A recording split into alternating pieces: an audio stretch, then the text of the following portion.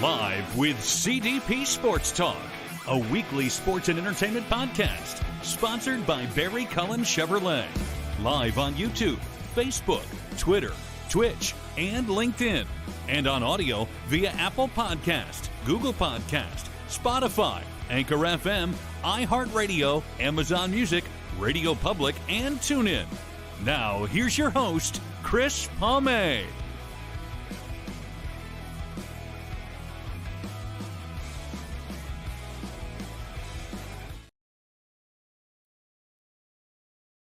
Good afternoon, everybody. Happy Boxing Day here in Canada, and I'm looking forward to my show today on this Tuesday, December 26, 2023. I hope everybody had a great Christmas, happy holiday season, and now today it's Boxing Day here in Canada. And as always, Live with CDP Sports Talk is sponsored by Barry Cullen Chevrolet Dealership at 905 Woodlawn Road West in the Guelph Auto Mall. Check out barrycullen.com for the newest selection of new and pre-owned GM vehicles, or give them a call at 519-824-0210, or you can email them at info@barrycullen.com. And also, I'm still loving my 2023 Chevy Trailblazer RS I purchased from Barry Cullen Chevrolet last January, which is hard to believe as well. Live with CDP Sports Talk is on radio station WQEE 99.1 FM, weeknights from 8 p.m. to 9 p.m. Eastern as well. I hope everyone's doing well today on this Boxing Day, and I'm looking forward to my guest today. I did an interview with him a couple weeks ago at the Buffalo Bandits home opener at the KeyBank Center against the San Diego Seals, where the Bandits won 12-9, and his name is Steve Bermel. He is the color analyst for the National Lacrosse League's Buffalo Bandits on 1520 The Bet in Buffalo, and also CW23 alongside play-by-play announcer John Gerkler. And Steve has been covering the Bandits, I believe, since 2009 as well. Good afternoon, Steve. How you doing? Hey, Chris, doing well. Hope you enjoyed your Christmas weekend, and it's exciting to be in the thick of the National Lacrosse League season. I appreciate you having me on the show today.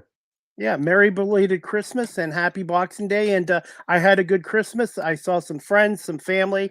I ate too much food and saw 9 hours of football yesterday. And of course, my Eagles won, so I'm quite happy. Yeah, it looked dicey there for a little bit. The Giants gave them a run for their money, especially after that pick six. But the Eagles eventually found a way, and they got off the schneid. You know, their last win, came against my Buffalo Bills. They went on a little bit of a losing streak, but the Eagles still in the thick of it in the NFC, and it was some good games yesterday for sure. Yeah, and the Bills beat I keep calling them San Diego, the LA Chargers Saturday night. But I'll tell you this, it seems like this year, it doesn't matter which team has the more talent or the depth. A lot of these games are coming right down to the end, regardless of your record. Yeah, that always seems to be the case. You know, even yesterday, 8 points between Philadelphia and the Giants. No one saw that coming. A one-score game between the Raiders and the Chiefs, where the Raiders win. You're right. It's been way tighter than a lot of these games were predicted to be. Even Baltimore and San Francisco yesterday. I mean, San Francisco predicted to win. They were the favorites.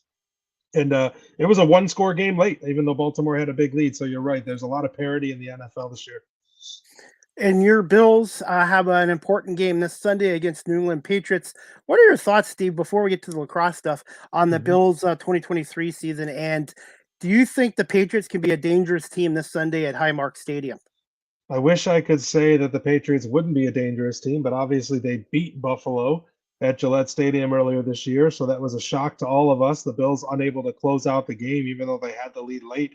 Every team's a threat. The Bills, they should have gone into LA and blown out the Chargers, and it took a last-second field goal. But like we said, any given Sunday, this year's been a weird up and down year for the Bills. But, most importantly, they just have to get in the playoffs because, the national narrative of the Bills are the team everyone's afraid to play feels pretty right, not even just because I'm a Bills fan.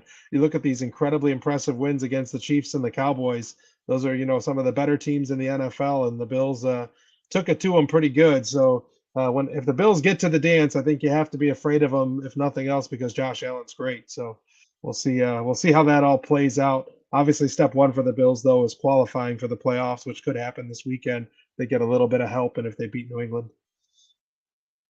Yeah, and your Buffalo Sabres, there's times where they look good and they can beat some of the best teams in the NHL, and then they can have a game against Columbus and lose 9-4, and then beat the Leafs 9-3 2 days later. The Jekyll and Hyde team, man, they're not a bad team. Bad teams don't win against Toronto 9-4 or 9-3. They're not a bad team. They're struggling to be consistent, not only game to game, period to period. The number of times that we see them have a bad first period and then they're losing by 3 or 4 goals, and then they play an excellent second and third period, but they can't come back because they put themselves in a 3 to 4 goal deficit. So, they're very inconsistent, but they've shown they can be a really good team. Well, hey, we'll talk to you now about the most consistent team in Buffalo for the longest time, and that's the NLL World Champion Buffalo Bandits. Steve, what can you say about this franchise since they've been in the league since 1992, I believe? Yeah, that's right. They came into the league in '92, and as an expansion team, they win the championship. I remember that they delayed the opening game. I wasn't at it, but I had friends that were. They delayed the face-off of the opening game because there were so many people walking up to buy tickets, and they've kind of been beloved by Buffalo since their inception. I was at the championship in 1996. I was like 9 years old. It was the last sporting event in the Memorial Auditorium. So when they beat Philadelphia, fans were ripping their seat cushions out of their seats because they wanted to take home part of the odd with them. Unfortunately for the odd, there was a concert, I think like a Celine Dion concert in the odd after that event. But the arena was pretty tore up because when the Bandits won, everybody was really excited and celebrating that. And so I was at the game as a fan in 1996. I was at the game as a fan in 2006 when they lost, at the championship game as a fan in 2008 when they won. And then in 2009, I moved up. But you talked about consistency, and there certainly is a gold standard for the Bandits that they're expected to be a good team. They're expecting to win every night. They're expecting to be championship caliber year in and year out. And, they've built teams to be successful. They play a style of lacrosse that, a lot of teams don't want to play against because they're tough and they're great offensively, but they're very physical and they toe the line of, penalties all night long because they're going to make your life tough. But yeah, there certainly is a standard, a championship caliber standard around the Buffalo Bandits franchise that has existed for a very long time. I have to ask you this, Steve. Since the Bandits have been in Buffalo since 1992, how much has that area become box lacrosse area in the sport of lacrosse? How much has it grown in that area in Buffalo, Western New York area in the last 30 years? It's crazy because, more and more people know who the Bandits are year after year, and not to just show recency bias, but, since they won the championship last year, I have friends in the box office that said they've gotten so many calls to get season tickets, they can't keep up. So winning is important, but even when they were, in the 90s, it was unknown what it was, but people in Buffalo just love sports. I mean, in general, Buffalo's a sports town, and having a unique sport like that, was supported all throughout the history of the team. But, I would say that there's layers, just like every other sport, but there are layers of fandom, within the Bandits organization and their fans. They have fans that will travel to every single road game. It might only be, 15 or 20, but there are fans who will travel to every road game that the Bandits play. And of course, they go to every home game. But I would say that people who are fans of the Bandits are incredibly passionate. And what that does is it allows for, great word of mouth. Like when I had season tickets back in the mid 2000s, before I started covering the team, I would tell people all the time, look, go check out a Bandits game. It's affordable compared to a Sabres game. You're going to pay the price for 4 tickets that you would pay for one Sabres ticket. Go check it out. It's fun. The team is good. It's entertaining. And that kind of word of mouth, customer acquisition, if you will, is huge and has been paramount to the Bandits' success. But now things like this, once again, showing a bit of recency bias, being on CW23, a local channel, you don't even need cable to have it. You can pick that up with your HD antenna and being able to watch Bandits games, 14 out of 18 games being carried by the CW23. That's huge for exposure. So, yes, it's big in Buffalo. Everyone knows who the Bandits are. My wife goes to like craft shows all the time, and the number of booths that have Bandits items has gone up exponentially, that you can buy orange and black and purple shirts and headbands and beads. And, signs and stuff like that. So the Bandits have grown, exponentially recently because of the championship runs they've been on. But they've always been kind of a part of the fabric. And also, Chris, I think there's a benefit to being owned by the Sabres, right? You get that advertising. You can see Bandits posters around the arena, and there's a lot of unity of Bandits players attending Sabres games and Sabres players attending Bandits games. I think that helps as well. Hey, and your organization has been really great with me as I started a new career in radio 4 years ago, and I reached out to organizations. Sometimes I haven't had success, and the Buffalo Bandits have taken me in there. And John Gerkler has been really great with me, and first class organization. And I'm getting I'm getting skills. I'm learning on hand skills training firsthand from the Buffalo Bandits, and also Bud Bailey as well. And thanks to Pat Gregor. And I'm going to say this too. It might sound corny. I'm involved with the Canadian Football League. I do some media work for the Toronto Argonauts. I see so many similarities between the Canadian Football League and the National Lacrosse League as well. Yeah, the Bandits organization, in 2009, I took on a writing role for, at the time, NLL Insider. Now it's IL Indoor, just an unpaid, hey, I live in Buffalo. I go to the games. I'm a good writer. And they said, yeah, we'll bring you on. That's good. And I had no idea what I was doing. And after writing about 4 or 5 games, I called account services at the arena. I said, hey, I've started writing about the Bandits. Who would I contact? It was a guy named Chris Ostrander, was the PR rep at the time. He runs Two in the Box, Twitter in Buffalo, which is a Sabres coverage group now. And Chris was like, yeah, no problem. We'll get you a credential. I'm like, awesome. What does that mean? Right? I didn't know what I was doing. And I would agree with you, Chris, that they kind of took me under their wing and the way that they treated me. And, obviously the other part of it too is, Bud and I both started covering the team in the same year. And, a lot of media has come and gone. A lot of players have come and gone. Coaches, general managers, owners have come and gone. And, Bud and I have been around a long time. There's definitely been some parts of the organization around longer than us, but Bud is a fabric of the Bandits coverage, and I kind of thankfully have been folded into the organization, hired by the organization, 5 years ago, 4 years ago. So, but even before that, they treated me with an unbelievable respect because there was a degree of, we were showing up. There was a playoff game years ago, and we had practice in the morning, and the usual media suspects were huddled around Mark Stainhouse.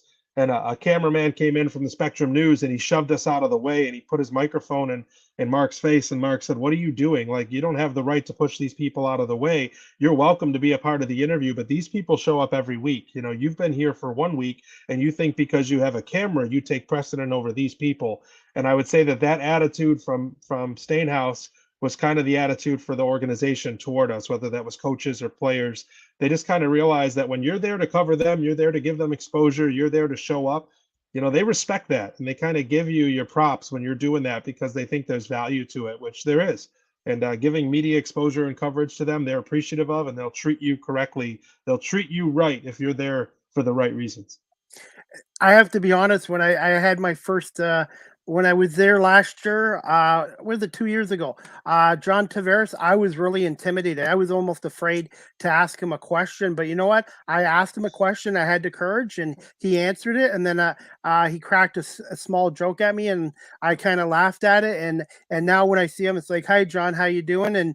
And he's really good, and the players too. And like I said, I'm getting my schooling through the Toronto Argonauts, the Buffalo Bisons, and the Buffalo Bandits through my media work, and it's just been awesome.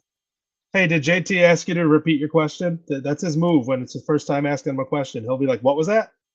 Did he hit you with it or no? No, but last year I went to a couple games and they lost, and he goes, I don't know if I want you back here. And I kind of just smiled. I said, and then they finally, they won that game 1 in the NLL finals. And I said, hey, John, I brought you good luck tonight. And he cracked a smile. And now I'm not afraid to ask questions. And it's pretty intimidating when you're new like me. Yeah. I didn't go to school for broadcasting, and you're in a media room with these guys. Like John Tavares is like the Wayne Gretzky of lacrosse. And then you got these well-known Buffalo media people there. It was kind of a little intimidating for me, but you know what? Nobody said anything to me. And I went out and asked questions, and the more I do it, Steve, the more comfortable I get. Yeah, that's how it works, man. Act like you're supposed to be there, and people will believe you. Absolutely. And John Tavares, hey, before we get to some more questions, Yep. obviously a Hall of Fame lacrosse player. How good of a coach is he? And the coaching job he did last year with the Bandits? Yeah, I think that there's it's interesting. It can go one of two ways when you're really good at something. It can either make you a good coach or a bad coach. And I kind of feel like with Gretzky, maybe I don't know this, but maybe the reason he struggles to coach is because hockey came so naturally to him. It's not easy for him to help other people. Versus Tavares, you look at the way that his brain works. His ability to think lacrosse. Not just the way he plays, the way he thinks. He's able to translate that into coaching this team. Even when he got into his 40s, he lost a step, of course. He was injured. He had bad calves, a bad knee, but he was able to still play the game at an incredibly high level because of the way he thought. And, he chose to play to his strength. So I know the way that his brain works and the way that he thinks about offense and the way that he sets things up in his head. That's what makes him such a good coach is just his ability to see things and read things on defenses and then to exploit that on offense. Obviously, he's got incredibly talented players, but also his ability to draw up what they should be doing. It's invaluable. He's a great coach. And obviously one of the greatest lacrosse players of all time. Now, Steve, what are your thoughts on Steve Dittrich, the assistant coach and general manager of the Buffalo Bandits, and how well John and Steve worked together assembling this franchise and having it compete every single year for a championship? Yeah. Yeah, so there's a lot of things. First off, Chugger is awesome. Steve Dietrich is amazing. I've known him from his time as a player. Him and I go way back, and he's great with the chirps too. He'll make fun of me and vice versa. And but we have a great relationship from my time. Anytime the Bandits would make a move, I text him, "Hey, can we have a conversation?" He'd say, "Sure," and he'd call me right away so we could talk about one of the moves that they made. But the Bandits have a couple of benefits, right? So one, their location. Being this close to Southern Ontario, the ability for guys to get in the car and drive to Buffalo versus having to catch a flight to come in for a game in the weekend. They also have housing for the guys. Some of the guys that live in apartments around here that stay in Buffalo year round or at least for the season. Someone like Matt Vince, I think he didn't want to fly to Halifax every weekend. He's got two kids at home. For him, it was like I could either get on an airplane to fly out to Halifax for every weekend's games, or I could get in my car and drive 40 minutes from St. Catharines to Buffalo. And it was a no-brainer for him when he was a free agent to come to a franchise. The other part of it is what we talked about with the standard that is set in Buffalo. If you come to play for the Buffalo Bandits, you've got a chance to win a championship because of the coaching, because of the players around you, because of the way the team has been built.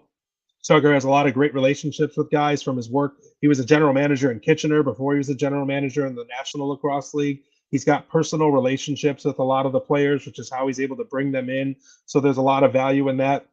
Lastly, we kind of alluded to it with the media, but I would just say in general, the way the Bandits organization runs things, they do it right. Everything from the ring ceremony we had last weekend with with an open bar and a live music and a huge buffet. Like it wasn't just like here's your ring, get out of here. When we hit the road, anytime we're on the road, they take care of our meals.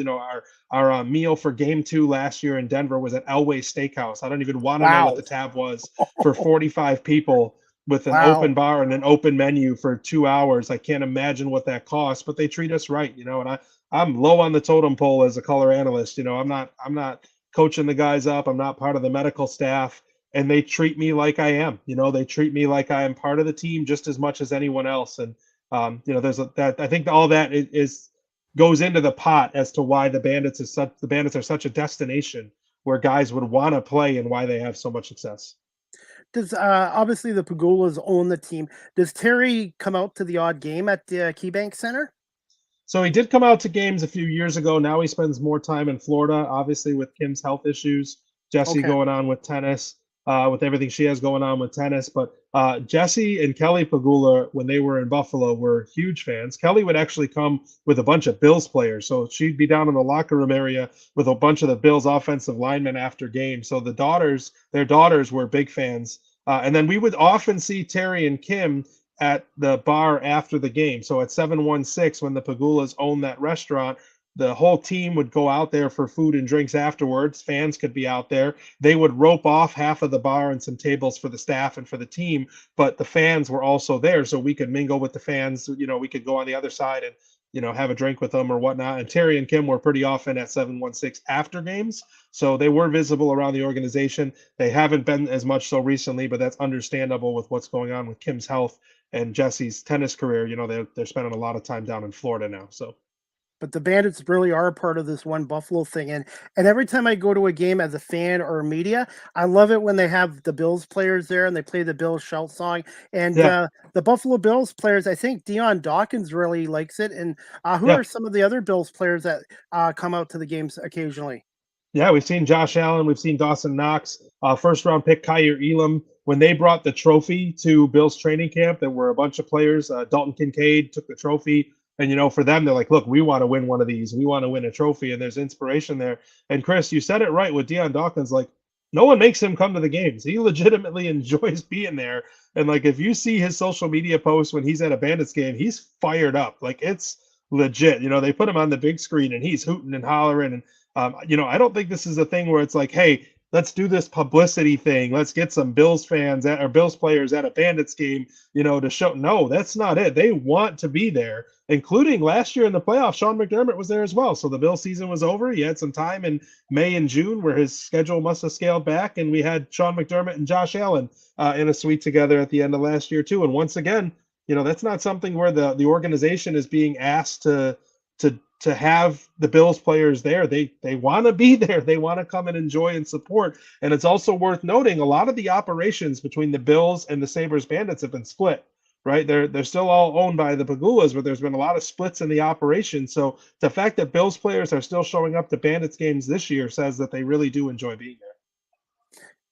What I was going to say, Steve, I should have wrote it down, but the lacrosse. I wish when I was younger I played the game and I followed it more. But now there's so much exposure out there, and I really like it. And people got to give these guys credit. These guys are professional athletes, and Yeah. playing lacrosse is not an easy sport. And you get this statement, oh, a bunch of goons and they're fighting in that. Okay, there are the odd fight in that. It's a physical sport, but it's not like that. It's a lot of skill, No. Steve. It's a lot of skill. Yeah. Yeah, I mean, and you have to be able to play defense or take a face-off or play offense in addition to being a tough guy. Very similar to hockey. You don't carry a guy on your bench that's going to play 3 minutes a night and go punch someone in the face after they run one of your guys. These guys have to be able to – they have to play lacrosse beyond just being a tough guy. And you have a lot of teams that don't even invest in a face-off get-off guy. They'll have a guy like – even Baptiste, when he was with Philadelphia, played a lot of defense. He hasn't really been in that role for San Diego, but you have to be you said as a professional athlete. And the other tough part, Chris, is if they have an off season, their choices are either to work a full-time job, which most of them work through the season as well, or play more lacrosse. So someone like Dane Smith, his off-season job is lacrosse. So he's going to play field lacrosse for the PLL. He'll play in the Mann Cup. When Six Nations was in the Mann Cup, he'll play field lacrosse in Worlds, right? He'll play sixes. So for him, his entire offseason, where he should be recuperating his body, is spent playing lacrosse as well. So yeah, these guys deserve all the credit in the world. We were talking about face-off there right now. I have to ask you this, Steve. Obviously, Max Adler is hurt. How much do the Bandits miss him, and will he be back at some point this season? Well, he's actually taken the year off for personal reasons. Okay. He works as an accountant for ESPN, and I think he's just really tied up with that in Connecticut. He also, I think, is kind of like starting his own business. This is not official. I don't know the official word, but okay. So he's just taking a year off. I don't know if we'll see him maybe for the playoffs, right? He's still on the Bandits roster. He's on the PUP list for, unable to play for now for whatever's going on. Could be also injury related, right? I don't have the definite answer, but yes, they miss him because he was able to go toe to toe with some of the best faceoff guys in the league. But that being said, when Darius Kilgore was the Bandits coach back in, the mid 2000s, and we'd ask him, you guys didn't win any faceoffs tonight. He goes, I don't care, play defense. And they won a championship in 2008 that way. And Trevor Baptiste absolutely owned the dot on Saturday. And guess what? The Bandits won by 3. There is value in extra possessions. I think there's the most value in extra possessions when you're going on a run. Like that hurt Buffalo against Albany, that they'd score a goal, Nardella would win the faceoff, and then Albany could score right back. So there would be some value after a goal in getting the ball back to try to score again. But that being said, play defense, right? Force a turnover. The Bandits used to intentionally lose faceoffs. So what they would do is, like against Jeff Snyder when he played for Philadelphia, the Bandits would have no one on the forward side of the field behind the restraining line. They would have 4 defensemen behind the defensive side of the restraining line, and whoever was in the faceoff circle would go early on purpose to draw a whistle to make sure that Jeff couldn't quickly win the faceoff and make a play with the ball. They would false start, and the whistle meant that they could drop that 5th player back on defense and set up on defense, and there was never going to be a quick transition opportunity off the faceoff. They lost every faceoff to Jeff Snyder on purpose, and they won the game something like 18-9. It wasn't even close. They played defense. They put 5 guys back on defense. They made a stop, and that was their way to get the ball. All right, that's good to know, because I was hearing that the other night about the Bandits face-offs weren't very good against San Diego and that, but it's not the end of the world, especially if you have a strong defensive system in place. Yeah, I think Baptiste won 18 out of 21 last Saturday. That's pretty dominated. And they beat a very good San Diego team. And Steve, that was an important game because they lost, obviously, the regular season opener to a very good Albany team. And San Diego was coming off 14-4 last year. So that was critical for them to win this game. And right now, looking at the standings, you got Albany 3-0, Rochester's 3-0, Halifax, who's always a good team. They just can't get it done in the playoffs, 2-0. And then the Rock, we can't forget about them. And then this week's opponents, the Georgia Swarm are off to a nice start, 2-1. Yeah, the unified standings changed everything, didn't they, Chris? Because a game against San Diego, not that it would be meaningless, but it certainly means more in an environment with unified standings. Because if the Bandits fall to 0-2, they don't have to just catch 1 or 2 teams that are ahead of them in a division to snag that last playoff spot. You might have to pass 6 teams, right? If you're in 15th place, and the top 8 make it, you're talking about passing half the field to sneak into that last playoff spot. Of course, the Bandits' goal isn't to sneak into that last playoff spot. It's not. But if you're 0-2, holy heck, are you chasing? You're looking at the entire field in front of you, and you have so much work, so much ground to make up. So beating San Diego does 2 things. 1, it keeps you out of the basement looking up at everybody. And 2, it makes sure San Diego isn't one of those teams in front of you, because that's a team, if you're going to find yourself at the top of the conference division league at the end of the year, San Diego is a team that you're going to be fighting with, right? If they're as good as everyone predicts, and if they're able to repeat the 14-4 or close to it from last year, that's a team that you're going to be neck and neck with at the end of the year. Beating them gives you that tiebreaker, but also it pulls them back down to you in the standings. So you guys are both kind of in the middle of the pack instead of looking up at San Diego and the rest of the pack if you're Buffalo. The other teams you mentioned, Albany came out hotter than a pistol last year. Can they keep it going? Sure, they could. Is it also possible that these young guys, once the tape's out on them, teams can figure it out? Sure, but at this point, I can't say that. I thought it would have happened by now. And these young guys, Simmons and they have contributions coming from people you wouldn't expect to have these kind of numbers, and good for them. I mean, Albany out to a 3-0 start. Rochester, they did the same thing last year. If you remember, I think Rochester started 6-0. They beat Buffalo. Yeah, they beat Buffalo in part of that 6-0 start. It was like, oh my goodness, the Bandits can't. The Bandits always struggle in Rochester, but since Rochester's been an expansion team, they've rolled into Blue Cross Arena and pumped them. And they didn't last year. Rochester beat them. Unfortunately for Rochester, they fell off a little bit. They made the playoffs, and Buffalo dismantled them in round 1 of the playoffs last year. What was it, 20-3 or something crazy? I don't know. And I guess the other thing worth noting with the Nighthawks is sending our best wishes to Rylan Hartley, who took that shot up high, right? Took a shot in the face and struggled to stand afterward. Trainers couldn't get him to stand upright. Really awful injury to see. Just all the best to Rylan Hartley and the Nighthawks organization, because that's scary to see. But yeah, the Nighthawks out to a great start. And Georgia, last year Georgia was in the basement. They made a heck of a push at the end of the year towards the playoffs. Couldn't quite get over the hump this year with Brett Dobson and obviously Lyle Thompson doing what he always does. But Brett Dobson between the pipes, that kid is something special. And Georgia, you're going to have to look out for them this year, because they're playing as well as they did in the second half of last year. The difference is they're not, with a terrible record. They started out 0-0 just like everyone else. So Georgia is another team that you're going to have to look out for in these unified standings, because they're putting their stamp on this season so far. want to ask you this, and I think what they did was great, having unified 1 to 15. Was Agreed. this in the talks, Steve, for a couple years now, and then they just finally decided to go with it last year, or was this something that they just thought of and let's try it for a year? I think this is something that Brett Frood might have had on his plate of ideas. You know, when we had Nick Sikevich, he was a great commissioner, and his goal was expansion, running it like a business, which was not a bad thing at all. Getting sponsorships, you know, he had Geico putting the patches on the bottom of every away team's jerseys. That was a significant sponsorship deal for the league. So Sikevich was a great business partner. I think Brett is, I don't want to say better. I'm not going to even discount his business abilities, but he has ideas like this. Now, I'll tell you, we do talk to the competition committee for like 2 hours before the beginning of a season.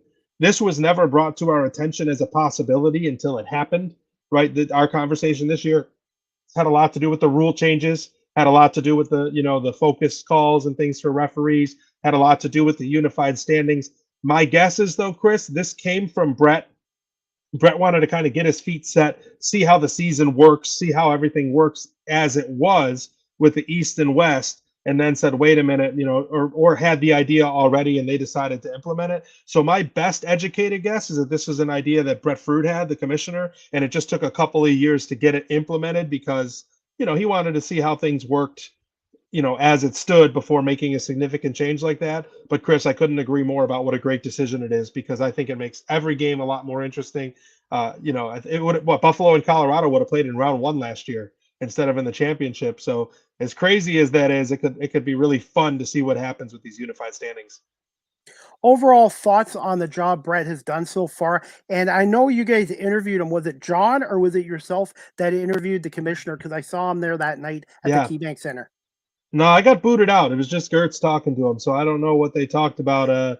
He took over my headset, which was fine. I went and got a drink and used the restroom real quick, and but he has done a great job. I mean, you look at the product. I do like a lot of the rule changes this year with the focus calls, and then being able to review a major penalty because there's times it's such a fast-paced game. Something can look awful. A guy can get caught up high and his helmet flies off, and you want to give a team a 5-minute penalty, which could be significant. Not only for the scoreboard, but the player off the floor for 5 minutes, even if 2 goals are scored, they go, wait a minute, let's go take a look at this and see if it really was a 5-minute penalty because there's value in that. There's value in making sure you get a major call like that. Correct. Pun intended, major call. And then also, reviewing the goals in the last 5 minutes. One of the banes of us broadcasters' existence is the length of time that it takes to review goals. It drives us nuts because the rule states if it's inconclusive, you have to keep the call the same. If it takes you 4 minutes to determine if it was correct or not, that's inconclusive in my opinion. I wish they would put a clock on it. We haven't gotten to that point yet. But the idea that if a game is 5 or more goals different, they will no longer review a goal in the final 2 minutes. That's great. We want speed of the game. They want these games under 2.5 hours, and we've been successful in that so far this year. So I do think that Brett does bring some good ideas with especially what we've seen from the changes to the competition committee and the rules coming out to this point. Do you see this happening maybe next year where there's like a 30-second, you get 30 seconds to review a goal, and after that, it just stands if they can't determine? I don't know. I don't know, but what I do know is Gertler has been so loud about this. And so, every time we have a conference call with the league, with our broadcasting leadership from the league and with the competition committee, the conversation is always from John. Hey, what are we doing about reviews? Because we can talk about anything, and you probably can tell from this conversation, I never shut up, but you want to talk about speed of the game. You want to talk about, how fast paced lacrosse is. You want to talk about high energy, high octane sports, and you get a 4-minute review. Just that literally the gas is out. Whether the Bandits win or lose the review, the crowd's going to be out of it, right? It's just you lose that kind of momentum. In a sport where a referee doesn't even have to touch the ball to restart play, having a 4 to 5 minute review doesn't jive, in my opinion. So I hope that they set a limit, even if it was 2 minutes. Okay. I think we'd celebrate. I mean, 30 seconds, sign me up. Where do I got to sign? Because I'm in. 30 seconds sounds great. But even 2 minutes would be nice, just so that we know. And look, after 2 minutes, they're shutting the video off. Make your call, right? If you don't have a conclusive view after 2 minutes, go back on the field and say the call stands. I don't know. I can't change it. So I would sign up for any time limit like that. Overall, how do you feel this league is going in the future and the stability? And are there any franchises right now that you might be worried about based on fan support attendance?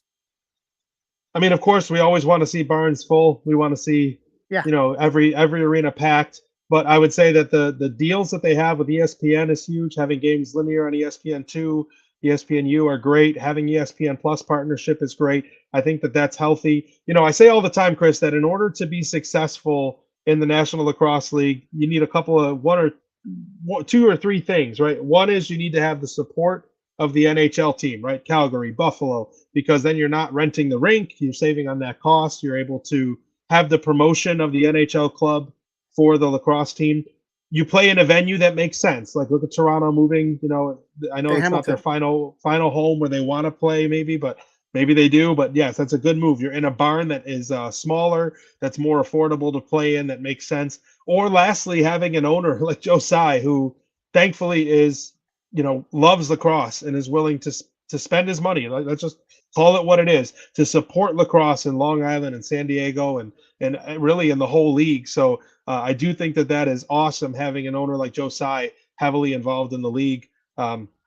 Yeah, I do. I do really like that. And I also think I like the idea, we have expansion kind of slowed down a little bit. I think that's okay. Let's play with the unified standings. Let's see how these 15 markets do. Let's make sure that the 15 teams we have are playing in strong markets and are well supported. And then maybe we look at expanding more than that. Quick thoughts on the Las Vegas Desert Dogs. Well, first off, Sean Williams is unbelievable as a man, as a player, and as a coach. So, anything that he does, I think is the standard is going to be high. So I wish them all the best. And, I haven't seen a ton of their games this year. I watched their actual first game for a little bit, but I was flipping back and forth. But it's just an awesome market. What a cool place that lacrosse is in Las Vegas. And, we talked about the ability to gain fans of lacrosse from all over the world because you're playing in a tourist destination. And if you can get fans in the seats, if you get fans to one of those games, they're going to become fans, right? They're going to become fans. If they see a game in person, they're going to enjoy it. And then they go back home, wherever they are. If they're on Vegas on vacation and they take in one of these games and they become a fan, how awesome is that for the sport? So I love having a team in Vegas. I just can't wait to go to Vegas for a game. I don't know if I'm going to our away game there this year or not, but if I do, it'll be awesome. But yeah, it's a cool market, man. How cool. We went from having no sports in Las Vegas to having, everyone but the NBA, and the NBA is probably going to be there sooner than later, right? So. Hey Steve, so you're doing the Bandits games at the KeyBank Center? Are you doing Yep. certain road games as well? Yeah, so most times I'll do Rochester, Toronto because there's no travel expense to that. I drive myself or take the team bus and, a little bit of mileage here and there, but there's obviously a lot of travel costs involved to send someone. Thankfully, the team has taken me to the championship games the last 3 full seasons. So I was in Calgary in 2019, in Denver last year, in Denver this year for game 2 of the finals. So I'm just so grateful to be a part of that. John does travel to every game because we are on the radio for every game. So they do bring him to broadcast. At this point, I'm not doing full-time every game. I'll do every home game. I will do Rochester and Toronto. And then once the playoffs come around, travel opens up a little bit more. Obviously, the team has a little more spending money with the playoff ticket revenue and all that stuff. So you could probably catch me broadcasting on the radio for Rochester and Toronto, yes. Thoughts on following in the footsteps of Randy Mearns and just being with John Gerkler, who's been with the Yeah. Bandits since 2008. And by the way, I was a huge fan of John's when he was calling the Sabres game. He's a terrific broadcaster and most importantly, a good person. Yeah, John and I have become fast friends. Obviously as broadcasters, we spend a lot of time on the road together. The players kind of do their thing and the staff kind of does their thing. And, the medical staff, they're all friends. It's not that there's cliques. We'll all go to dinner together. Like, Yeah. Last year in Denver, it was myself, the medical staff, the social media staff, Dave, and then John has family out there. So he was with his family, but, we all get along. But, there's definitely a friendship there between him and I. And I've learned so much from John working alongside him. People that don't know, we record our radio open in the morning. So from 7 to 7:30, the radio show is not live because we're filming for ESPN Plus at that point. Our open, our 4 to 5 minute open, we're pre-taping it. John's doing his ad reads for, intermissions to go over the banners when things come back. So, he's taught me so much because he produces that entire radio show that we stitched together that gets sent over to play on the radio at 7 o'clock. So I've learned a ton from him. Randy's awesome. I mean, he's got so much energy. Every player from every team loves Randy. If we're outside after a game and Randy and John and I are standing out there, all the players getting on the bus for the other team come running over to Randy to give him a handshake and a hug. So tough to follow in his footsteps because that man is such an icon in the lacrosse world as a player and as a coach. You know, working with the NCAA selection committee. I had the privilege of calling a couple games with him. We did 3-man booth for the championship 2 years ago. So for the Colorado, check that, for the Calgary game, we did a 3-man booth for game 1 of that. And I did have a chance to call games with him. So it's tough shoes to fill, but I'm grateful for the opportunity to follow in Merncy's footsteps. And we can't forget about Dave Buchanan. Just thoughts on him as the sideline reporter, I guess. Yeah, that's my roommate on the road. So we're road roomies when we hit the road together. Yeah, just he brings a ton of just sports knowledge and broadcasting knowledge. He does a ton of racing commentary. He'll be at the tracks. He did a racing show locally on WGR. So he was connected to the Bandits through WGR and took over the sideline reporting as the third man in. And he's great at getting the scoops, like the behind the scenes stories of a player and a family, or that kind of thing. So it's great having him between the benches because he's just really good at that. The interviews, like it's hard to do an interview with a coach on the spot coming out of a commercial break halfway through the second quarter. You can't fumble that. You got to be ready, and he does a great job with that. So it's great working with Dave and John.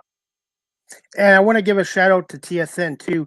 Obviously, they have the TSN Game of the Week, which I think is terrific. And John Abbott, Pat Gray Gore, and Ashley Docking, and also on the West Coast, Teddy Jennings. But I was going to say, Steve, in the time you've been involved with this league since 2009, how much have you seen a growth in the media coverage of this league? Yeah.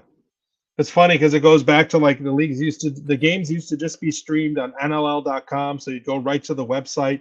You'd click on a thumbnail and it was like the Jumbotron feed. That's all you got. So like during commercial breaks, you were seeing whatever was on the Jumbotron, like the Let's Get Loud sign, or like, the Stellar Dental Smile Cam, whatever. Like you just saw whatever was going on.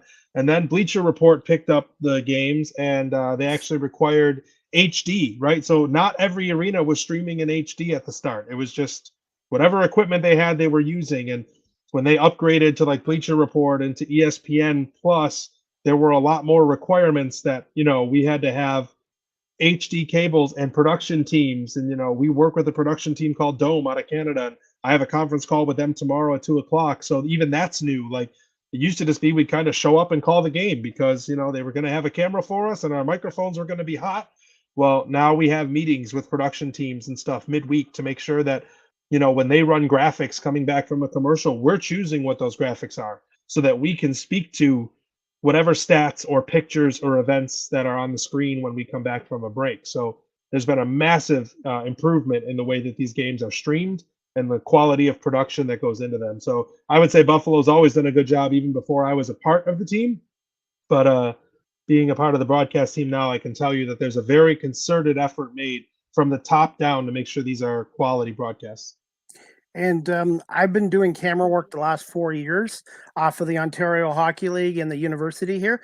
And I don't think the fans realize how much work there is in a production. Setting up, tear down. You need everyone to do their jobs, not just the on-air guys, but you need the audio guys, the graphic guys, the producers. And it's really a team effort to do a broadcast in radio or TV or live streamed. Yeah, and it's like our open, at 7:30, our pre-taped open might be 3 or 4 minutes long. That takes an hour to set up, between our conversation tomorrow, where we'll go over what we're going to say in the open. We have to make sure, our schedule for the home opener was 90 seconds for us, 45 seconds for Dave, a 1-minute commercial spot, a 30-second intro, and then throw to face off live, right? That got thrown in the blender because the banner raising took a little bit longer than expected. So instead of having a minute and a half, John and I then had 30 seconds. We didn't throw to Dave at all for the 45-second tidbit. So all the work that you put into it can go out the window because live TV is a beast.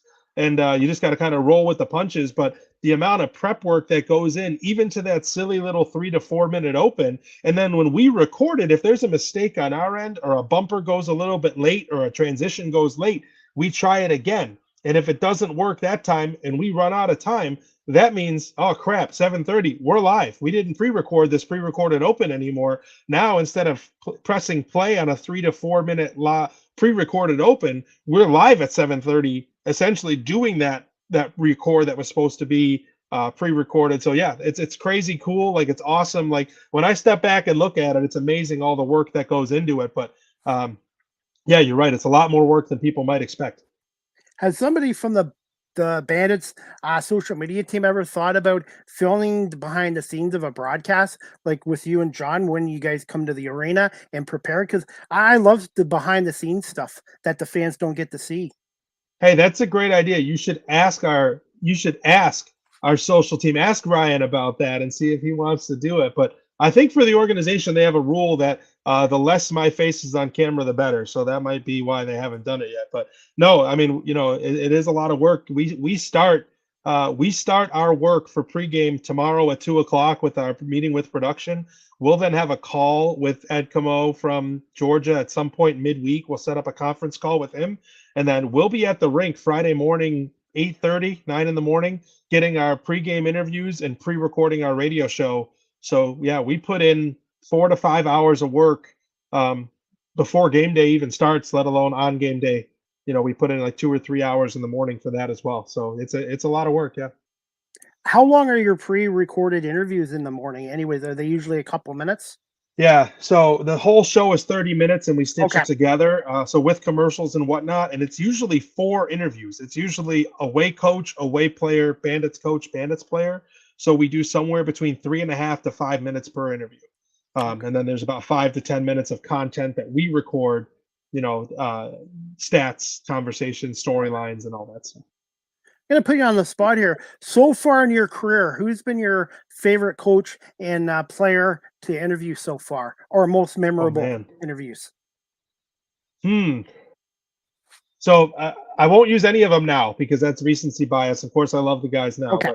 But going back, Darius, man, Darius was a very intense guy. He would yell and scream and swear, and it never bothered me. You know why? Because he wasn't screaming and swearing at me, right? He wasn't throwing F-bombs my way about anything that I did. He might be mad after a loss, but it was nothing had ever been directed at me. So I didn't care. Go ahead, blow off steam.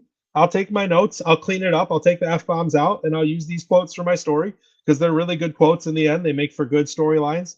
And then, outside of that, Darius and I still have a good relationship. When I run into him occasionally, always handshakes. We're Facebook friends. We talk occasionally there. I got a really sweet card of the championship team from 1992, and I sent it to him. He's like, "Oh, that's awesome." So Darius was a top tier coach to talk to and work with, just because how his brain worked. And player wise, probably Mark Stainhouse, because of what I said. That dude had nothing but respect for us.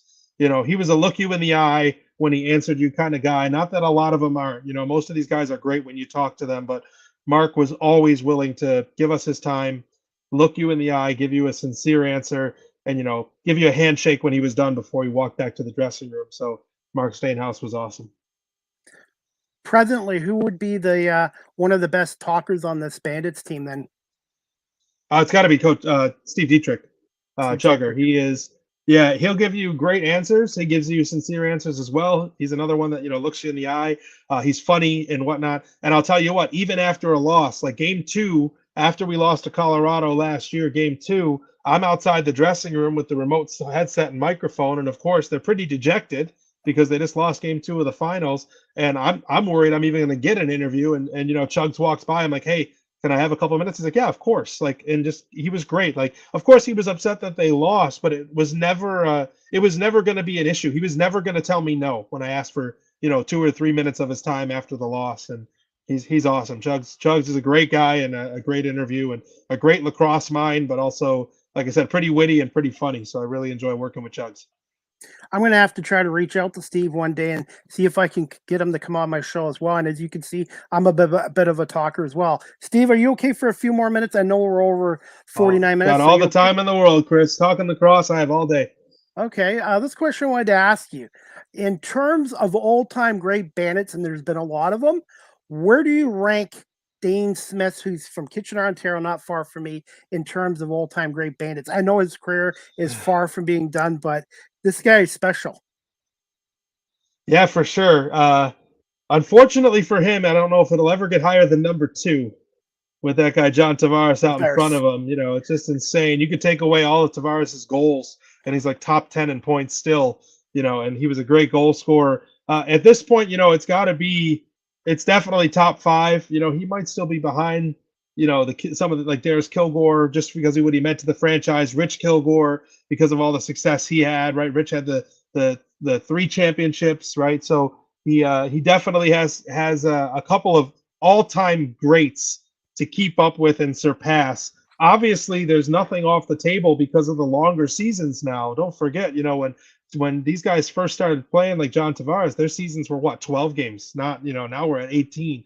So there's a whole lot of opportunity for Dane to pass, a lot of the records that are out there for all-time bandits. But if I had to say right now, it's probably 3 or 4, looking up at like Richie Kilgore, John Tavares, maybe Darius Kilgore because he was a great player and coach.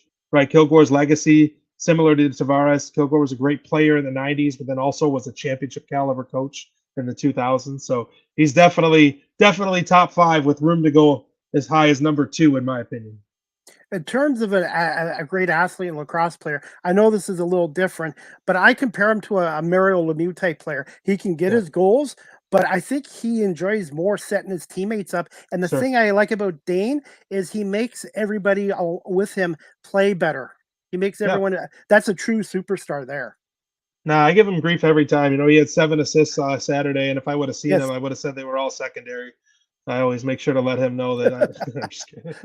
No, he's great. And you know what's interesting, Chris, is he didn't shoot the ball well at all last Saturday. He was struggling, mhm, right? He wasn't really hitting the net. He still racks up 7 assists. And then the other thing that happened, whether this was his choice or a coaching decision, which was a really good one, is they took him off the top of the power play and they put Byrne up there. So for the first half or so, Dane was at the top of the power play, which obviously is the best shooting spot right in front of the net, but he wasn't shooting well. So they put Byrne up there, who's a lethal shooter, and Dane worked on the left flank over there, played the right side, and it worked much better. The whole power play looked a lot better with Dane up top, with Josh up top and Dane playing right side offense. There was just a really good adjustment made there. And you're right, Dane can score. He's a great goal scorer. He's super athletic. He can put a defender in the turnstile and find his way to the net. But on a night that he did not play well, I don't think he would tell you he played well. He put up 7 points, right? He's incredible. He's so gifted and such a great athlete. You're right. He's super talented. And what I like about this organization, obviously Josh Byrne, but you got so many other guys who can step up, like Chris Kluche is a really good player, and Yeah, Tehoka Nanako. I think he's yeah. one of the heart and soul players of this Bandits team. Yeah.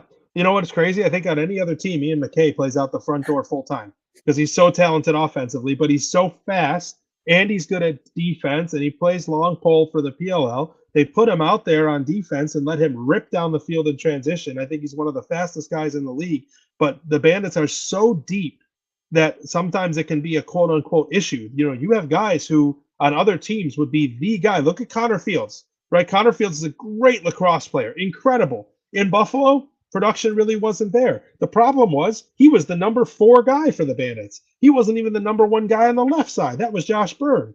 So he's behind Dane Smith, Hogan Anico, Josh Byrne. Then Connor Fields is the option. Well, he leaves.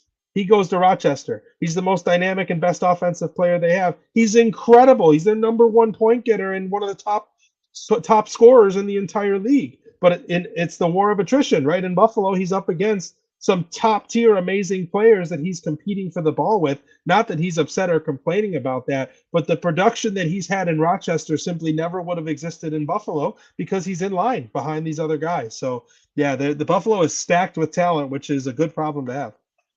Do you feel this is maybe a little bit too early? Do you feel the depth on this team might even be better than last year's team?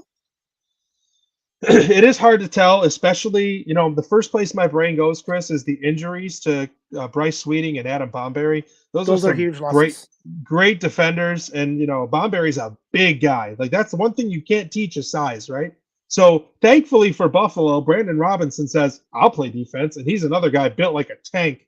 So having that size back there is huge. I know Chugger really likes size too on defense. Like he doesn't just want quick, speedy guys. He wants to have some big guys back there. He was after Kyle Rubish pretty hard in free agency in the trade market to get Kyle Rubish in Buffalo because he's a big, strong guy. So they will miss that. So when I think about depth, I'm not so sure defensively that the depth is there.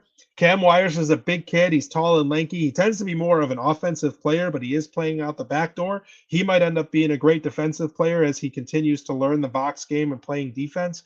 So defensively, though, I'm not sure that the depth is as deep as it was last year. But offensively, yeah, because I think guys like Cam Wires, Brandon Robinson, and Ian McKay could all play up front every shift and not miss a beat. There's just not room for them to play up front every shift. So they're playing out the back door right now to kind of be, first off, help the team, but kind of to make sure that they're on the floor as talented lacrosse players, even if it's not out the front door. And you got to give John and Steve credit for this because you got guys who are professional athletes. Obviously, they have egos, but they're putting them aside for the good of the team, and that's what makes this team successful. It's sort of I know people in Buffalo don't want to hear this, but it's sort of the way of the Patriot way. It's called the Bandit way. Yeah, for sure. I mean, Chris, if you have the option of playing for a team and being the leading scorer and hoping to make the playoffs, or playing in Buffalo, playing a smaller role, or going to 3 straight championship finals and winning one of them, that's up to you. What do you want to do? Make that choice, right? Hey, thoughts on Justin Martin? And his grandfather his name is Pete Martin, who played for the CFL's Toronto Argonauts and was one of their broadcasters for many years. What does Justin Martin bring to the Bandits? I love Marty. He's a super quiet guy. I actually got to talk to him a bit after the parade this past summer, and it's the most I've ever talked to him. I don't know if it's because we had a couple of pops and we're kind of opened up a little bit, but he's a great guy. He's really nice. But he was actually like nervous to talk to the media when he first got to Buffalo. He'll do it now, and he's great. But I think the way that I look at him is he's kind of cerebral. Like he's very, very process oriented, very like in his own head in a good way, and like very plays the game at a very high mental level for Marty. And the other thing too is I've watched him grow in experience. Like, you know, when he first comes to the league, he was under the tutelage of Steve Priolo, who's helping him understand the game, and now he's kind of helping other guys understand the game. The other thing with Marty, you almost never hear his name, which on defense is generally a good thing. He's not going to the box. He plays a very smart game. His stick is always on the hands of a ball carrier. He's very quick in his slides to get off the crease or get out to a shooter, which you have to be. I'm amazed at the type of player that he's become, and just what a solid all-around defender he is for Buffalo. All right. Next question I wanted to ask you. We've already talked about this, but what did you like about obviously they had a tough loss against Albany, but against San Diego, what did you like about the team in the second half? They were trailing 6-5 at halftime. What did you like most about the second half performance by this team? Yeah, so the road loss in Albany was, you know, a lot of things went wrong for them, taking too many penalties early on, and they couldn't get a run going. You know, if they could have scored a 3-4 goal run at any point throughout that game, obviously the score would be different, but I think the game script would have been different. They just couldn't get 3 or 4 in a row. You know, they struggled to get stops when Albany would come back, and they struggled to score a couple in a row. The San Diego game, the first half, Buffalo had like 15 shots that went wide. They just missed the net. And these are their top shooters that weren't finding the net. And in the second half, they did.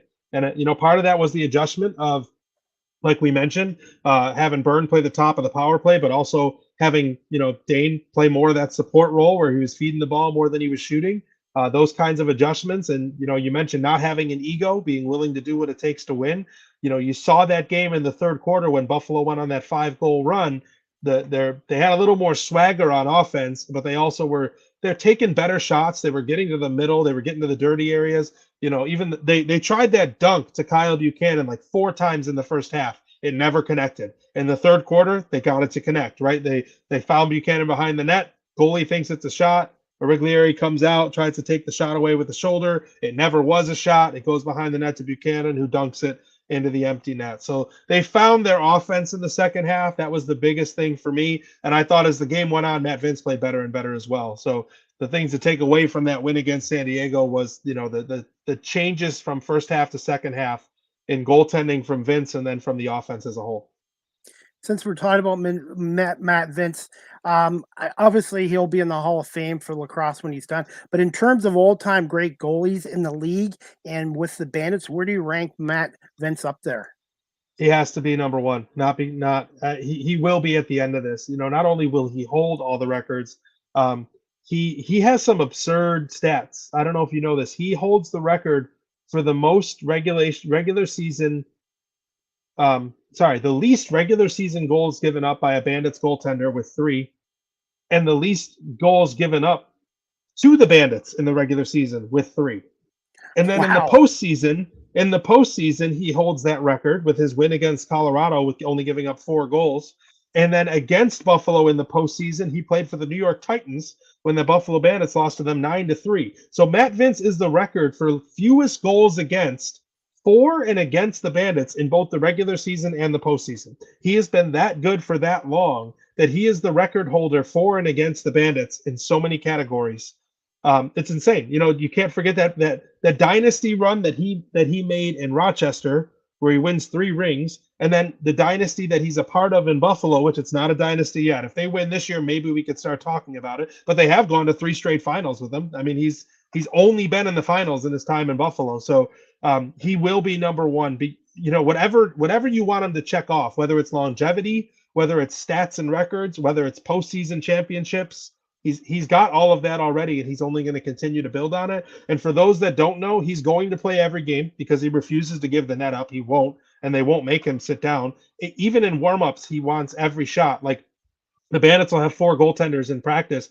1 net belongs to Matt Vince. The other 3 share the other net because he wants to face all the rubber in warmups too. It's just the way he's wired. He wants to face every shot. Do you see when he retires, when his career's over? I believe he signed a 2-year deal with the Bandits. Do you see him staying in the game as a coach, like a head coach, assistant coach, goaltending coach? I think that door is going to be open for him, right? You never know what's gonna happen. He probably didn't want to travel to Halifax, right? So is he going to want to take a coaching position outside of Buffalo, Toronto, Rochester? I don't know. Rochester's got a goaltending coach, Pat O'Toole. I don't know who the goaltending coach is for Toronto off the top of my head. Buffalo has Anthony Cosmo. There's not a position available for him in Buffalo or Rochester. So then it becomes, is he willing to do what these other coaches do that travel, whether it's Troy Cordingley, who is an assistant coach for Calgary and flies out, or, Dan Teat was down in Dallas for a while, and now he's a scout for Buffalo, but he was an assistant coach down there. Does he live there for the season? It's tough. He's a teacher, so that's probably not going to happen. Will the door be open for him? Yes. Is he gonna want to take that role on? I don't know. That's up to him. We'll see. And we're going to wrap it up with a couple more questions, Steve. I wanted to get your thoughts. I wish I could get to the game Friday, but I won't be able to. What are your thoughts on this Friday night's opponent, the Georgia Swarm, and who are some players that fans should be watching out for on Georgia, and what are some keys to a Bandit win on Friday night at home? First player to look out for is Brett Dobson, right? So he played field lacrosse for St. Bonaventure for Randy Mearns. He was the first player recruited by Randy Mearns when he started the D1 program at St. Bonaventure. He goes first overall to Archers and PLL and wins the championship with Archers, and now he's playing for Georgia. He's incredible. He's just a really, really good goaltender, and obviously when you have a goalie like him, you can kind of worry less about what's going on in the back end and focus more on the front end. Of course, you're going to be looking at Lyle Thompson. Looking at now, he's got 18 points on the year already in 3 games. Shane Jackson and Andrew Q, the typical guys that you kind of want to look out for. They're usual suspects, but they have some rookies in the lineup too. The defender Brady Kiernan. You could look out for him, but it's really the Lyle Thompson and Brett Dobson show. And when you talk about wanting to beat Georgia, the way that you're going to do it is, one, you have to slow down the greatest lacrosse player in the world in Lyle Thompson, because he is a one-man wrecking crew. He can take over and ruin a game all by himself if you give him any space to do so.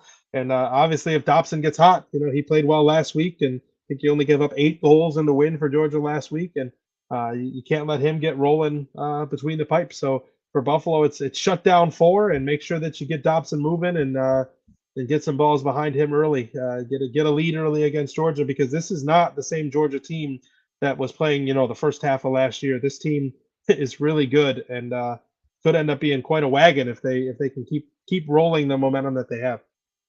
Hopefully they have a big crowd again Friday night. Hopefully they can get close to 17,000. I'm going to be honest. I've been to a lot of NHL games and even pro football games. And I want to give a shout out to Bandit Land. Those fans are diehard. They're passionate and they're loud. And imagine the players hear that too on being on the rink.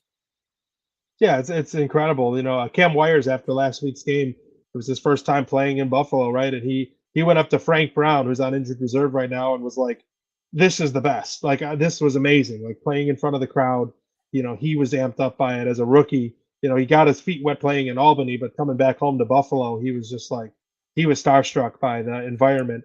Usually Friday games don't draw as well as Saturdays. We'll see what the crowd looks like, but as far as ticket sales, we continue to be told, as an organization, we get so many tickets to each game for our families and friends, and they keep telling us tickets are at a premium. The 100 levels might be sold out for the year, so if you need tickets, let us know early. If you have extra tickets, make sure you get them back to us because other people might need them. So ticket sales have been awesome so far this year for Buffalo, so I do expect a good crowd on Friday. And I'm trying to get my friends to come down to a game either in Toronto or Buffalo and just to see how good it is, because there's still a lot of people out there don't realize how good this sport is and the National Lacrosse League is, whether you're in Ontario or in Western New York. It's just a great game, a great sport. It's entertaining and it's fast paced. It doesn't drag on for 4 or 5 hours, and just it's a skilled sport as well. It's just amazing. Yeah, I mean, one of the things Brett Fruit said very early on, and he's not wrong, is if we get someone to one of these games, they'll be a fan. You just have to get them to one.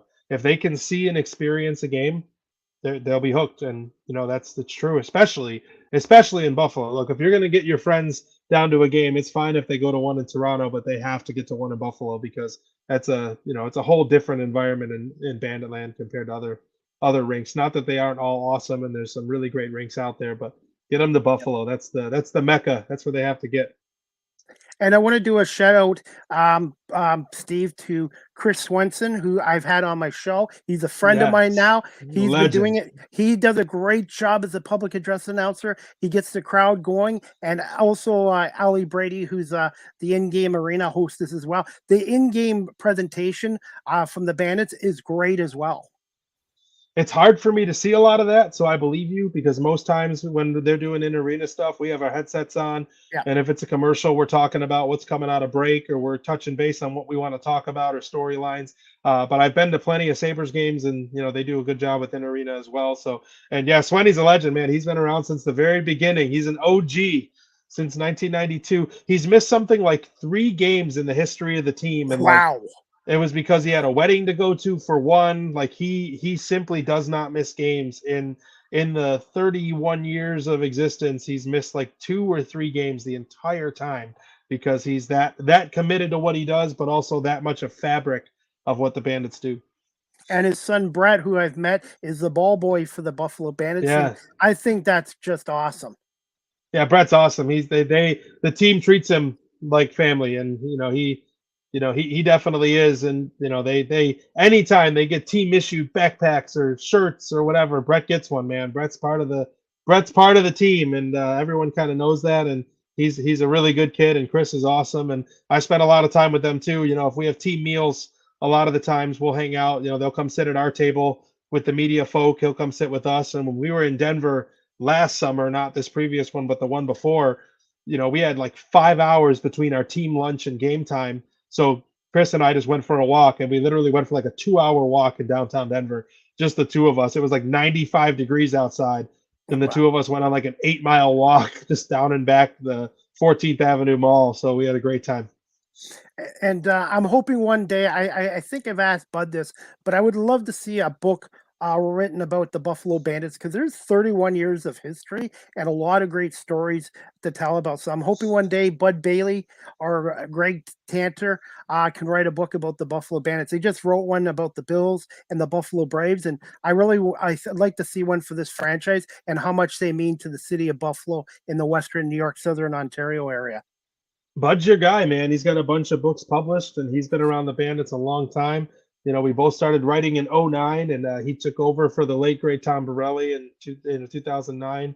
And yeah, Bud's your guy. He knows the team. He knows how to get the info. He's got a lot of it archived, and then he also obviously is a great author. He's got books out there. So Absolutely. And finally, Steve, where can my audience follow you on social media and the Buffalo Bandits, and for your broadcast on the CW23 and the Bet 1520 on Friday night? What time will you be going on air with John? So we are, you find me on social media at Steve Bermel, just my first and last name, on X or Twitter or whatever you want to call it. The game, I believe, face-off is 7:30 on Friday. Is that right? Yes, 7:30. I should know this, but I don't. I'm sorry. So for a 7:30 face-off, our radio show will start at 7 o'clock.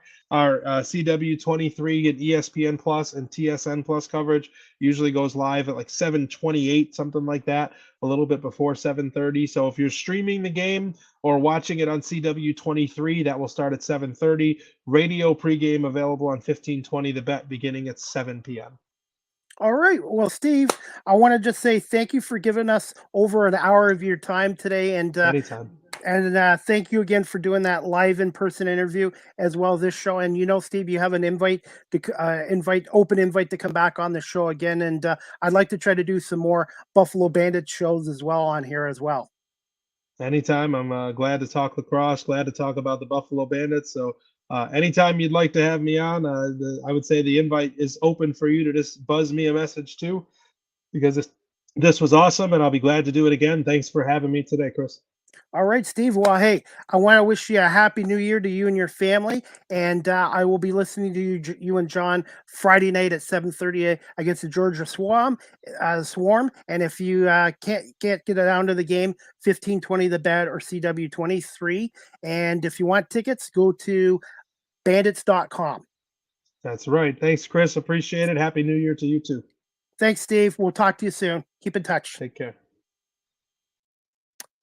All right, guys, that was Steve Bermel, the color analyst for the National Lacrosse League's Buffalo Bandits on 1520 The Bet, alongside John Gerkler, and also on the CW23 network as well. And the Bandits are back home playing this Friday night, December 29th, 7:30 at the KeyBank Center against the Georgia Swarm. And the game, you can get tickets at bandits.com. And if not, you can watch the game on CW23 or listen to the game on the 1520 The Bet with John Garkler and Steve Bermel as well. So I want to say thank you to Steve for coming on here today. And before we wrap up our show, guys, I'm going to play a clip of the Bandits win over the San Diego Seals, 12-9 on opening night for the world champion Bandits, courtesy of my YouTube channel. Please subscribe if you already haven't. For both teams to work. From that technical foul, San Diego has the ball down in front. They score! Right off the bat, and the fellow that scored 4 goals last week against Calgary, Chris Cloutier, he twirls, coming in closer. A Wrigley area, there's Dave Smith down in front, score! Buffalo! Kyle Jackson, but Buffalo picks it up in the mad dash back out at center. Score, tied at 1. Lead pass, score! Buffalo! With a big one. And Trevor Baptiste and Kyle Rubich, 2 big parts of that change with Gordy Merrill retiring. Berg with the ball, score! Curtis Dixon, what an assist and play set up by Berg.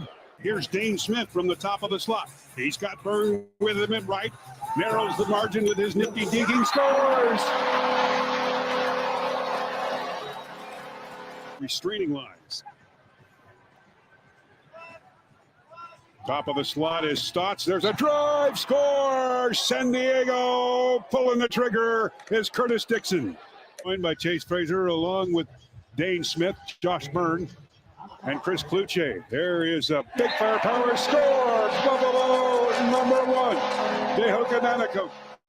Setting the play up is Berg. He'll be the quarterback of this power play from the top of the slot as he swings and scores. Westberg found an opening. Field wide pass over to his partner Curtis Dixon. He's taking a look at things with his nifty moves. Now to the top of the slot is Dever with a shot. He scores. I'm here. Is this a power play for Buffalo or what?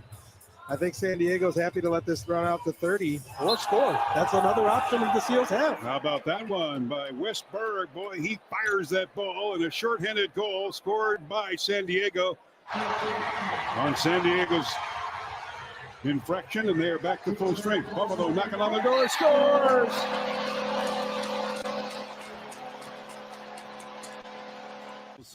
17 being lifted to the rafters of Pechanga. And the San Diego Seals score, but paying the dues over the line.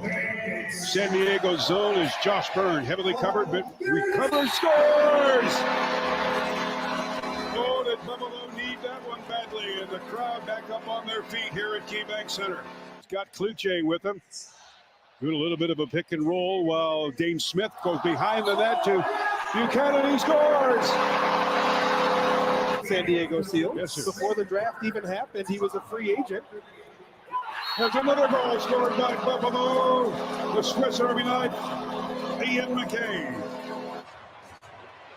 Rebound ball picked up by Ian McKay. Lead pass along the way. There's a shot, score, Buffalo. The Super 4 on the power play. Dane Smith with it inside the San Diego zone. Beautiful play and a score by Buffalo. Tick, tack, Stamato. Tamed by Berg. He's got Dixon with him at left now to the top of the slot over to Stotts. Behind the pack. Pass to Jackson and he scores. Rebound Buffalo at a reset. Dane Smith. Back over to Byrne. Byrne to Buchanan, scores! Most recent to score at the 8:01 mark of quarter number 4 for Buffalo's 11-8 lead. There's Stotts with a shot straight on, trickles in. Vince initially making the save, and this has happened before to the Buffalo netminder.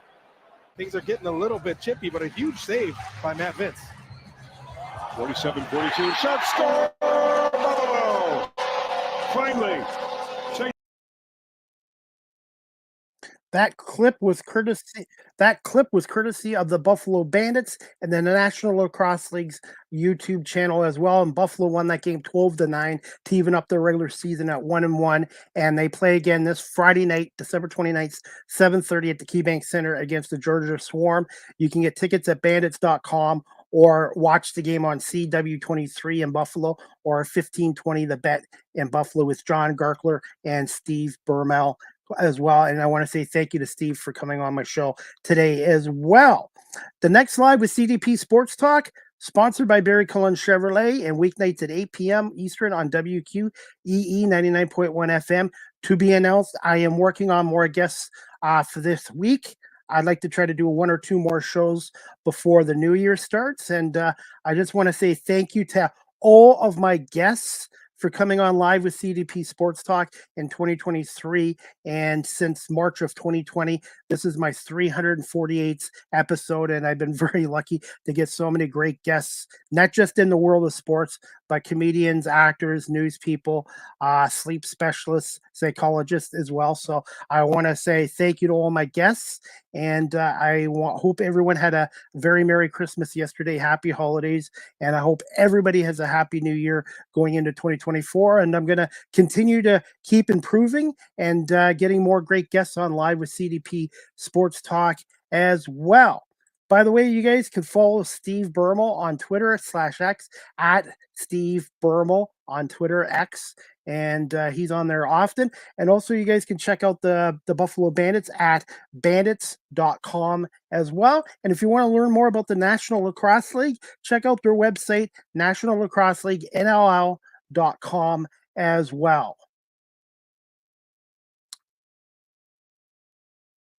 As always, guys, Live with CDP Sports Talk is a weekly sports and entertainment talk show hosted by yours truly, Chris Pame. Is on weeknights from 8 p.m. Eastern to 9 p.m. Eastern on WQEE 99.1 FM, The Key, the home of Southern sports and talk, the heartbeat of Atlanta.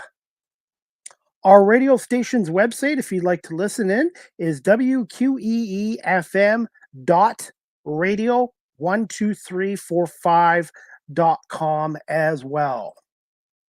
Live with CDP Sports Talk is live streamed on these platforms: YouTube, Facebook, Twitter/X, Twitch, LinkedIn, and Live with CDP Sports Talk now is available on Instagram. So if you follow me on Instagram, Chris Palme on Instagram, you'll be able to watch Live with CDP Sports Talk there now as well. And I only started out with one platform doing this show, and now I'm on 6 major platforms, and I'm going to try to work to get more platforms coming on in the new year as well.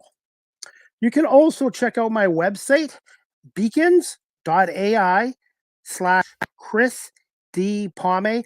My previous radio podcast shows are on there, and all my digital media works there. And you guys can find my social media sites on that website as well.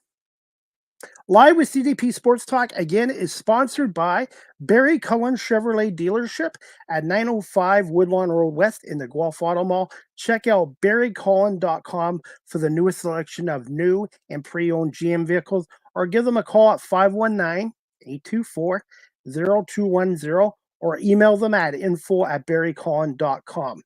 Speaking of Barry Cullen Chevrolet, it's a year-end bonus at Barry Cullen Chevrolet here in Guelph. A 2023 Silverado 1500 pickup truck, 0% financing for up to 60 months, plus a 2023 cash credit as well. Certain conditions apply, HST and leasing extra. More details on that at barrycullen.com. And also, winter is now here in Southern Ontario. The snow and the cold will show up at some point. Get yourself a set of 4 winter tires, and you can get up to $125 in tire rebates, depending on the manufacturer.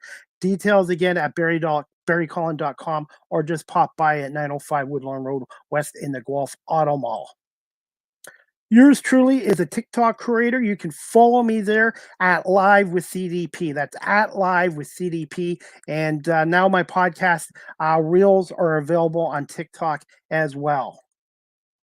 StreamYard is the official live stream provider of Live with CDP Sports Talk. If you're into podcasting or webinars, such as myself, check out StreamYard.com. Great service, great products, and great customer service. And I want to say thank you to StreamYard as well for my show, because it's been great the last 2.5 years as well. Live with CDP Sports Talk is available on these audio platforms such as iHeartRadio, Amazon Music, Google Podcasts, Spotify for podcasters, Apple Podcasts, Breaker, Pocket Casts, Radio Public, Spotify, Castbox, LinkedIn, Pandora, and Tuned In. You can also email or text Live with CDP Sports Talk at cpalme19@gmail.com, or you can text the show at 519-820-7188. Any comments, questions, suggestions, any feedback would be greatly appreciated as well. And again, Live with CDP Sports Talk is now alive on Instagram. Follow me there at Chris Palme as well. Again, the next Live with CDP Sports Talk, this week to be announced, and hopefully I'll have some more guests to announce on my social media platforms soon as well. And finally, before we wrap up again today, guys, Philadelphia Eagles finally end their 3-game losing streak with a big 33-25 win over the Giants yesterday. They were up 23 at half, and then a pick six and a fumble gave the Giants 15 points, but the Eagles held on for a big 33-25 win. The Eagles are now first in the NFC East, a game over Dallas at 11-4. Dallas is 10-5 after their back-to-back losses to Buffalo and Miami, and the Eagles are the number 2 seed in the NFC right now. San Francisco lost last night to Baltimore, so San Francisco is the number 1 seed based on their win over Philadelphia. The Eagles are 2, and the Detroit Lions are 3. So the Eagles, even if they have to start a wild card round instead of having that bye, hopefully they can get like they did last year. Their wild card game will most likely be at Lincoln Financial Field, but it would be nice to get that extra week of rest and have that divisional round game at the Link, but we'll see what happens there. The Niners have 2 games left. The Eagles have 2 games left. The Eagles' next game is this Sunday. What is it? Sunday, December 31st, Sunday, December 31st, 1 p.m. kickoff, really early game for the Eagles, who play a lot of 4 o'clock and 8 o'clock games against the Arizona Cardinals and Gannon, their former defensive coordinator. So hopefully the Eagles can get another win. Jalen Hurts in this game, I thought played better. 24 out of 38. Not bad, 24 out of 38, 301 yards. It's been a while since he had a 300-yard passing game. He didn't have as many touchdown passes as I would have liked. He had a nice touchdown pass to Devontae Smith, excellent throw, and he did unfortunately have the one interception, the pick six the Giants had as well. DeAndre Swift had a great game for the Birds, 20 carries for 92 yards and a touchdown for the former Detroit Lion. The more they give him the ball, the more effective he is, and it gives him another weapon. It's not just A.J. Brown, Devontae Smith, Dallas Goedert, but you also got to worry about, obviously, Jalen Hurts as in his mobility, but DeAndre Swift. So the Eagles have the weapons, and we'll just see if we can get that defense to play much better, but you can't turn over the ball and give up 15 points and expect to win. So they got to clean that up. Jalen Hurts yesterday on the ground had 8 carries for 34 yards and another touchdown. A.J. Brown had a solid game, 6 catches for 80 yards. Devontae Smith, 4 more catches, 79 yards and a touchdown. Dallas Goedert, the big tight end, 7 catches for 71 yards. And a shout out to Jake Elliott, 4 for 4 in field goals, Mr. Reliable. He might not be the number 1 kicker in the NFL, but Jake Elliott is Mr. Reliable, and he knows how to hit big kicks, and he's so reliable. So to me, the 2 best kickers I've seen in Eagles history are David Akers and Jake Elliott. And that's my take on that. And another shout out to special teams player Brenton Covey. He had a great kickoff return. I think, a 50-yarder to open up the offense for the Eagles, set them up, their first drive for the Eagles at the New York 19-yard line, which led to a touchdown. He's been great all year, Brenton Covey. He's such a good player, and he's dangerous on special teams. So again, the Eagles are 11-4, and it wasn't a pretty win, but they got the job done, 33-25 as well. And also, guys, some other news: the Detroit Pistons can break an NBA record tonight. If they lose to the Brooklyn Nets tonight at 7 o'clock at Little Caesars Arena, they will set the NBA fertility record for 27 consecutive losses. The Pistons right now are tied with Cleveland and Philadelphia with the NBA's record for 26 consecutive losses. So I'm hoping the Pistons don't get that record tonight. They're 2-27 right now under Monty Williams in his first year as the Detroit Pistons head coach, and Troy Weaver, his 4th year as GM. Hopefully the Pistons can upset the Nets. The Nets are 14-15 right now. They're battling for a playoff spot. The Pistons have long been eliminated, but after tonight, the Pistons could hold the NBA record, unfortunately, for 27 consecutive losses. So let's just hope the Pistons can have a monster game tonight, and Cade Cunningham can have a 40 or 50-point game as well. So that's about it. I want to say thank you again to Steve Bermel for coming on here today, and I hope everybody had a great Christmas, happy holidays, and I definitely will try to get back on here before the New Year's, but in case I don't, I want to say Happy New Year 2024 to everybody. And again, thank you to everyone for watching and listening to this show live stream. And I want to say thank you to Barry Cullen Chevrolet dealership here in Guelph for sponsoring my show for the last year and a half. And also WQEE 99.1 FM in Noonan, Georgia, for having my show on since last February 2023. It's coming on almost a year this February, and a shout out to Ryan O'Neill as well. I love the radio industry. I love podcasting, and I'm just lucky to get a lot of amazing guests on here as well. And again, the Buffalo Bandits take on the Georgia Swarm this Friday night, 7:30 at the KeyBank Center, and you can check out the action on 1520 The Bet in Buffalo or CW23 with John Gerkler and Steve Bermel. And if you can get down to the game, you can get tickets at bandits.com, and the KeyBank Center is like 5 minutes from the 190 highway and about 6 or 7 minutes from the Peace Bridge. Great location, great parking, and you'd have a lot of fun there in Bandit Land there as well. So again, thank you to Steve Bermel for coming on, and again, I want to say thank you so much to everybody for watching and listening to Live with CDP Sports Talk. Coming on 4 years as of this March, and I'm going to try to make sure for my 4th year, I'm going to have another great guest on as well. So hopefully we'll talk to you guys later in the week. I'm working on getting on more guests. And just give me a little bit of time today, and I will have the audio and the video sent as well to my social media places and also on WQEE 99.1 FM.